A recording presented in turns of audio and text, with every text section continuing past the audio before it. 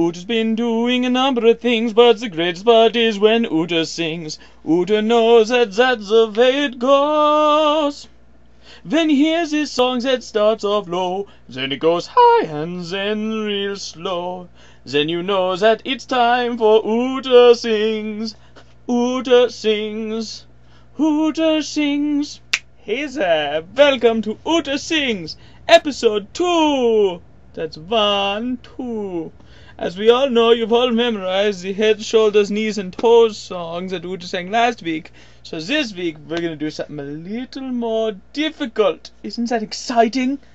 The new difficult song is about a man who sells muffins, called the Muffin Man, and he lives on Drury Lane.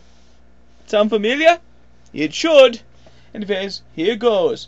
There's a man who sells muffins down on the lane. Drury Lane, that's where you get the muffins. He sells the muffins on Drury Lane.